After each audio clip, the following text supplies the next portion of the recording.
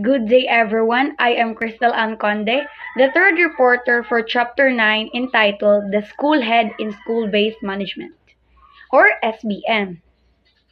If you're wondering why the question is about family when our topic is about school, here's why. According to Thomas Sergiovanni, a respected educational theorist, a school should function like a family. In a family, when parents and children work together in making decisions, everything flows better. Each one has a rule, and open communication helps solve problems and improve their way of living.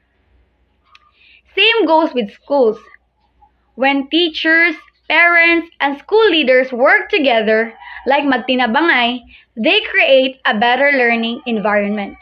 This is what we call school-based management or SBM. It gives the school the power to make decisions that best fit the needs of their students. Kaya let's be real, every school is different, and what works for one might not work for another. So when we treat the school like a family, with teamwork, mutual respect, and shared responsibility, learning becomes more effective. It's not just the job of the principal or the teachers. It's a shared effort. That's why, even if it seems like we're talking about families, we're really just showing how important relationships and collaborations are in education. Alright, let's talk about this. Factors of school effectiveness based on research. So in this topic, we will find out if unsay nakapahimo sa usa ka school nga effective. Like, what makes students perform better? Unsaon nga mas maayo ang pagtudlo sa teachers? And how can a school become a place nga safe ug happy para sa tanan? The purpose of this is to understand how schools can improve and become better places for learning. So, if you want our schools to be more effective, kinahanglan nato sabton ang mga findings like this for us nga magamit nato sa real life setting. Alright, here's the next part. So basically, if you want schools to be more successful, they should always aim to improve. And one effective way to do that is through school-based management or SBM. SBM gives the school the power to decide for themselves if unsa ilang buhaton to make learning better. Instead of always waiting for the instructions from above or the higher ups, the people inside the school, like principals, teachers, students, and parents, can work together and decide what's best. For example, they can decide how to use the school budget, whether to buy books, improve classrooms, or adjust how class time is used. So in short, SBM gives schools more freedom and responsibility. And because of the decisions come from those who actually see what's happening every day in the school, mas klaro ug mas dali ang action. Okay, let's continue. Let's try to understand SBM more clearly. So understanding SBM means understanding how it enhances school authority. This simply means that schools are given more control, especially in important areas like the budget, staffing, and even the curriculum. For example, when it comes to the school budget, like the school fund, ang school na mismo ang magbuot kung unsay paliton. They don't need to wait for higher officials to decide. If they want to buy new books, computers, or even more comfortable chairs for students, they can decide right away. Next is staffing. Schools can have a say in hiring people who really fit their needs. Then, with the curriculum, they can adjust lessons, subjects, and activities to match the needs of their students. Let's say, if ang school na as a fishing village, they can include lessons about fishing and marine life in science. But if the school is in a city, maybe they'll focus more on technology, business, or digital skills. It's all about making learning more relevant to the students' real life. And of course, SBM also supports independent decision making. This means that teachers, parents, and even students can help in deciding what's best for the school. Like, for example, if the school is planning to improve the library, they can all suggest what books to buy, making sure the students will really use and enjoy them. So overall, SBM gives schools freedom but also responsibility. And when everyone works together, the principal, teachers, and parents and students, it leads to better school management and better learning. Now, let's look at SBM in action. For example, let's say a school notices that many students are having a hard time with reading. So instead of waiting for instructions from the top, the school can use its SBM authority to take action right away. They can use their budget to buy storybooks, phonics materials, and other learning tools that can really help the students to improve.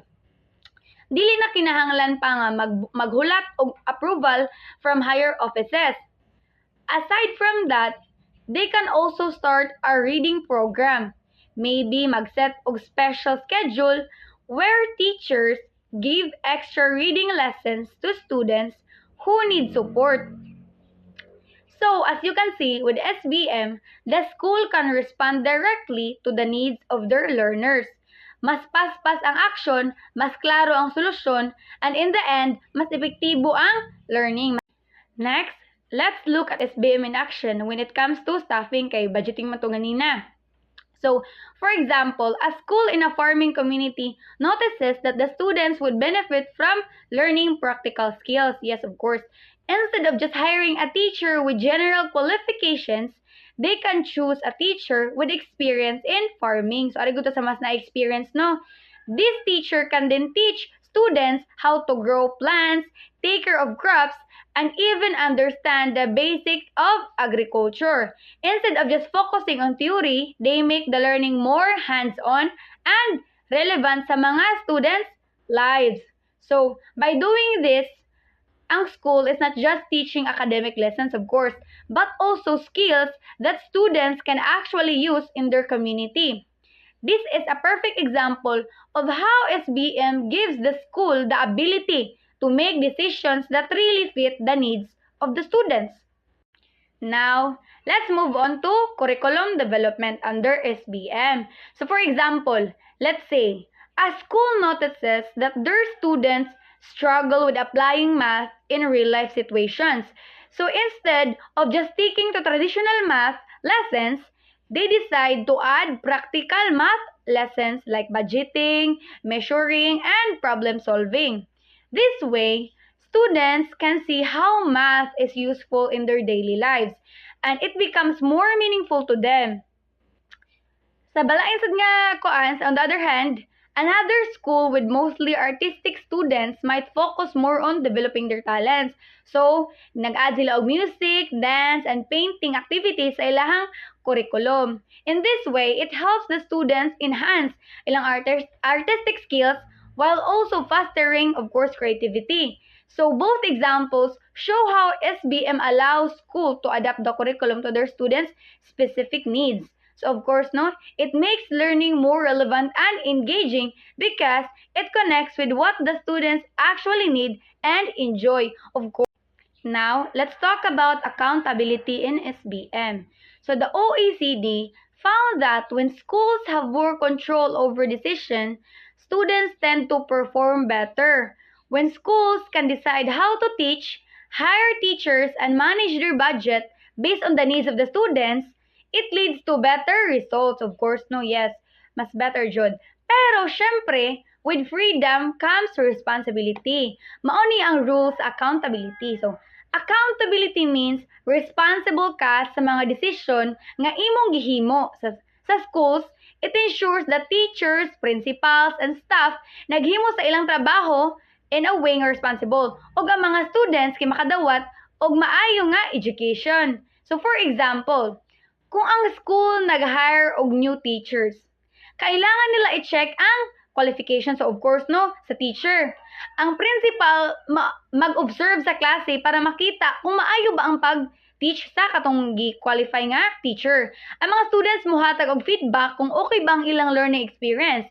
Anang school mag-check sa test scores kung nag-improve ba ang mga students. Ug ang parents kay of course makadawat sila sa update kung unsa ang progress sa ilahang anak within the school. So accountability ensures that schools use their freedom responsibly to improve education. So dili pa sabot nga naa sila freedom is they can they are free to do what they are kaning kuan lang kung silang gusto. But it comes with accountability. So yes, through accountability in SBM kay it makes sure nga kaning with the given freedom kay they ila japong buhaton ang ilahang job as a teacher kay baw japon sila kung asa ra ang kutob sa freedom, ang asa ang limitation sa freedom nga gihatag sa So now, let's move on to international evidence for SBM.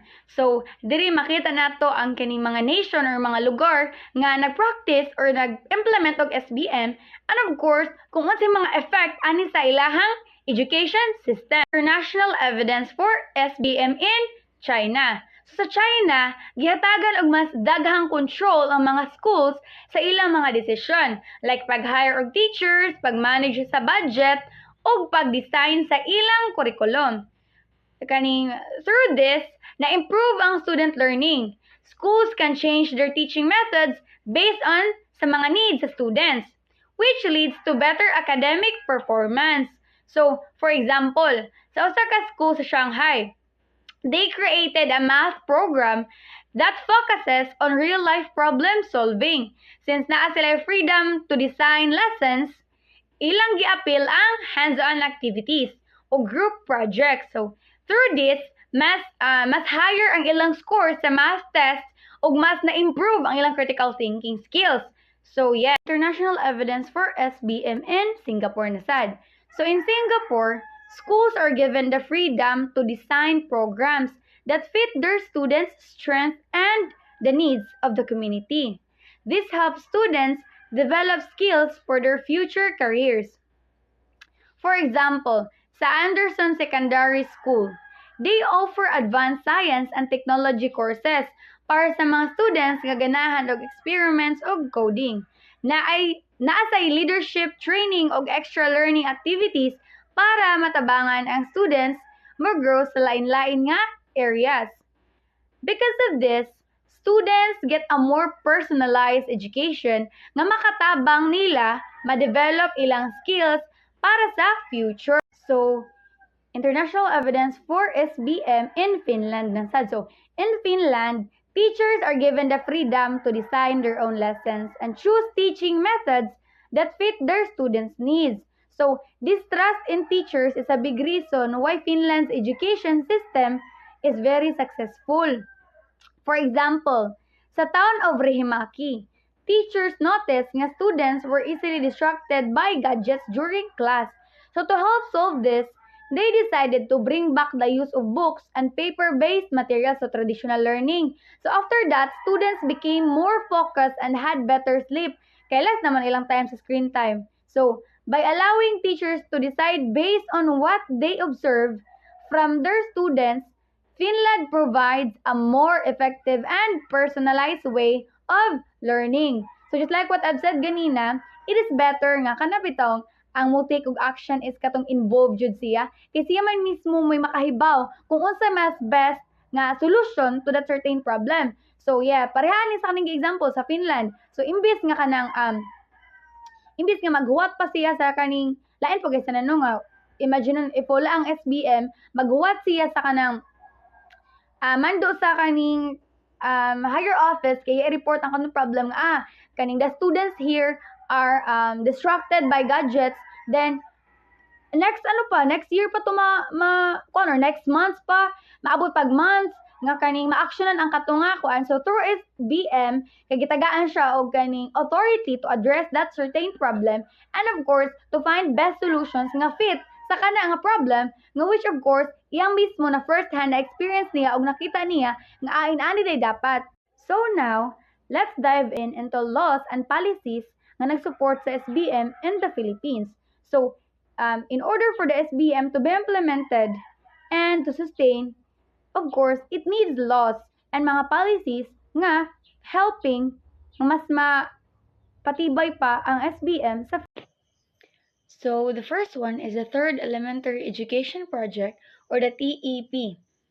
So, TEEP ran from 1999 to 2005. This project was created to improve public elementary schools, especially sa mga 23 poor provinces like Abra, Agusan del Sur, Apayao, Basilan, Bohol, Ifugao, Camiguin, Lanao del Norte, Lanao del Sur, Maguindanao, Masbate, Negros Oriental, North Cotabato, Northern Samar, Romblon, Sarangani, Siquijor, Sorsogon, Southern Leyte, Sultan Kudarat, Surigao del Norte, Surigao del Sur, and lastly, Zamboanga del Norte. So what is the goal of this? So the goal of this is to help schools become better places for learning. So, unsa man nilang mga gipambuhat? So nagpatukod og mga classrooms to provide better learning spaces. Also, they give books and materials to support students and teachers. It trains teachers para mas ma-improve ilang pagtudlo. So, it introduces school-based management or SBM. So, this means schools could make their own decisions para ma-improve ang education. This project had support from the World Bank and the Philippine government, and tungod ani, schools had more control, which lead to better education for many students.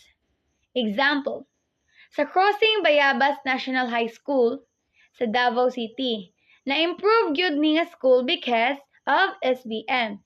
They made their own decisions to solve their problems and help students learn better. Here's how SBM helped them. So, more classrooms. They built more concrete classrooms para maka-accommodate og mas daghan nga students. So, Sunday High School Program.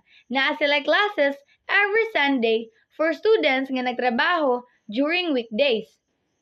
And of course, better security. Nagbutang sila og CCTV cameras og paging system para mas safe ang mga students. And special programs. Nag-create sila og programs for students with special needs as well as sports and arts. So, makita nato nga kung ang school na ay control and support, daghan kaayong mabuhat para sa kaayuhan sa mga student. So, the next one is Republic Act number 9155 or Governance of Basic Education Act of 2001. So, let's talk about this Republic Act. So, this law was made to give schools more control over how they are managed. Instead of puro gikan sa taas ang decisions, gihatagan og klarong rules ang principals, teachers, og local education leaders para sila mismo ang makadecide unsay angay buhaton sa ilang schools. So here's how this law helps schools. So, school heads for principals can decide on school programs, budget, and improvements. So the teachers have more freedom to choose teaching methods nga bagay sa ilang students. And for the local education leaders, they need to work together with schools para suportahan ang ilang needs o ensure nga equality ang education.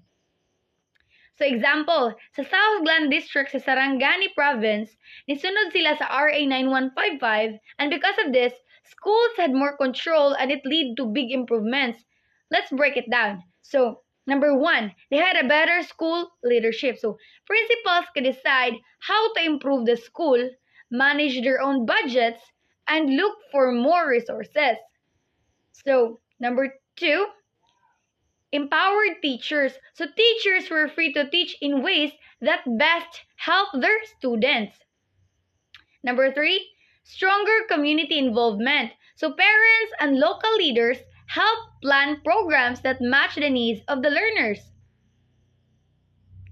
So, makita nato nga with this law, mas na-involve ang school mismo sa pagpadagan sa ilang kaugalingong system, which really helps improve the overall learning environment. The third one is Department Order number 83, series of 2012. Now, Let's talk about Department Order number 83 series of 2012.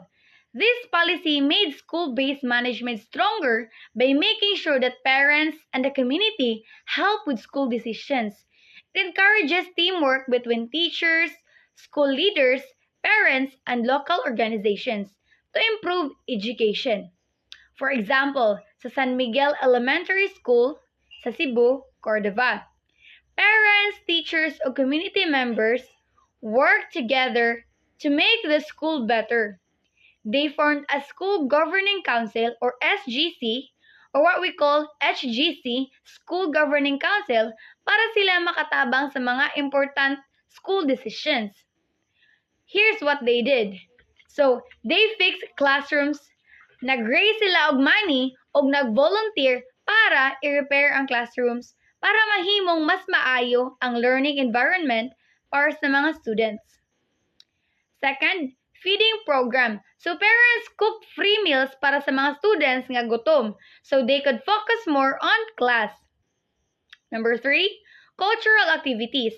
They organize dance and music workshops to teach the students about their culture.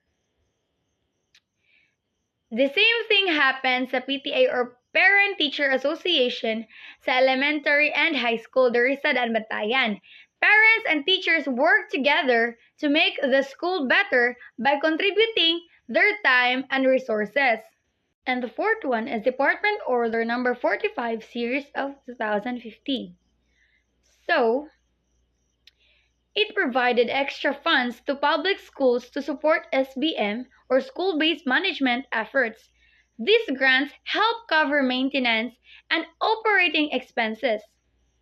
Para maka-access ang schools ani nga funds, they need to create a School Improvement Plan or SIP, which explains unsa ilang kinahanglan ug unsay plano nila sa paggamit sa kwarta. Then, isubmit nila ang SIP sa DepEd for approval.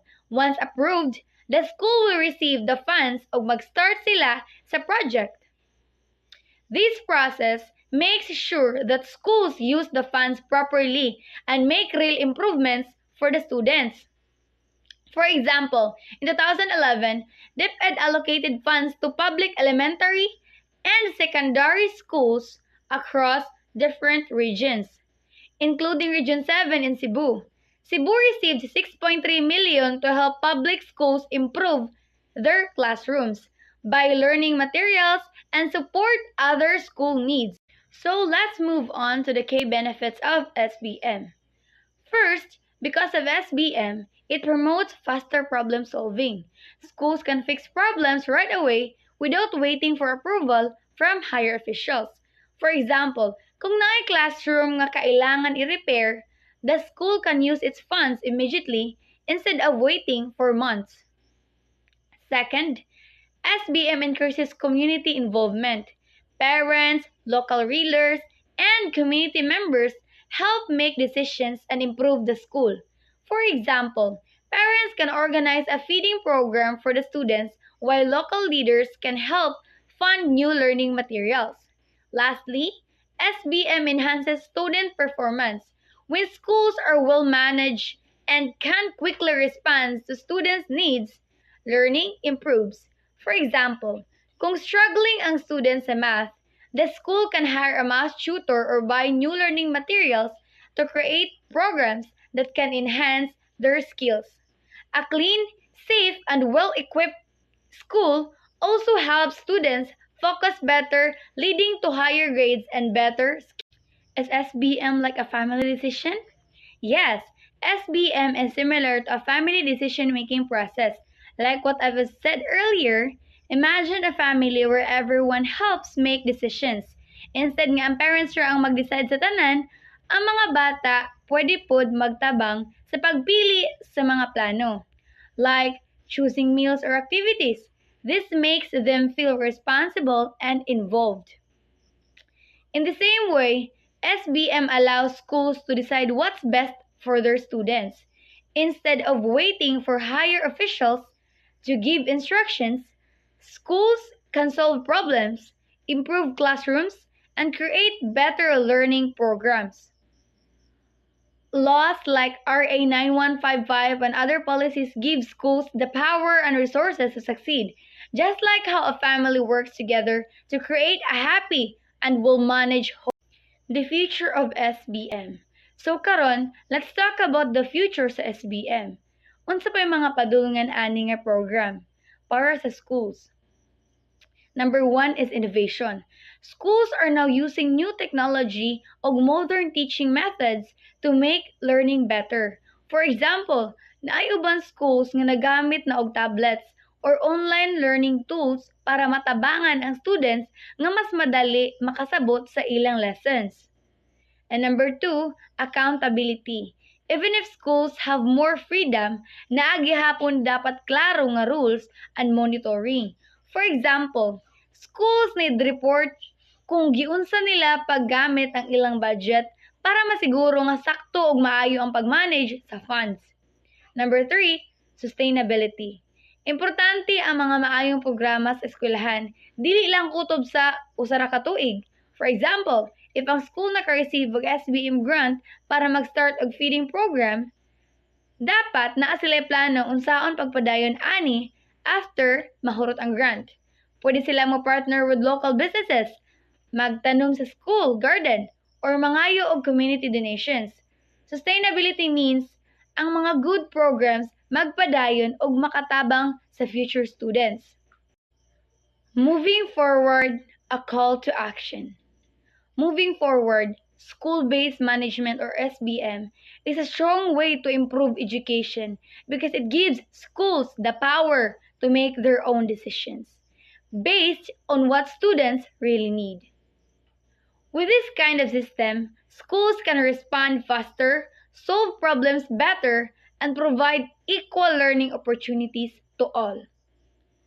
But for SBM to truly work, kinahanglan ang cooperation sa tanan, teachers, parents, community leaders, and even the government. When we all work together, we can help our schools improve more and give students a brighter future. Let's support SBM and help build better schools one step at a time. And that would be all my report. Thank you. Once again, this is Crystal Ann Conde, third reporter of Chapter 9.